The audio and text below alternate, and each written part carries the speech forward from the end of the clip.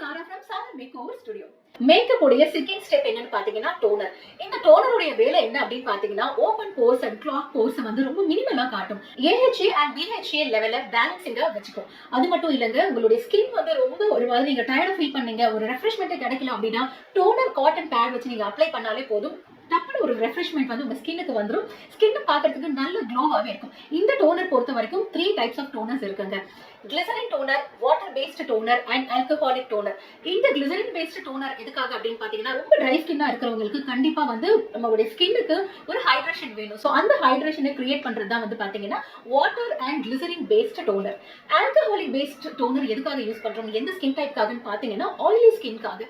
So oily ஸ்கின்ல வந்து oil நிறையவே செக்ரேட் ஆக என்ன ஆகும் அப்படின்னா மேக்கப்பும் மூவ் ஆயிட்டே இருக்கும். மேக்கப் வந்து லாங் லாஸ்டிங் வராது. நீங்க திரும்ப பவுடர் செட் பண்ணிட்டு ஃபவுண்டேஷன் கன்சீலர் அப்ளை பண்ற மாதிரி ஆயிடும். ஸோ பேஸ் எப்போ ஸ்ட்ராங்கா இருக்கும் அப்பதான் உங்களுடைய மேக்கப்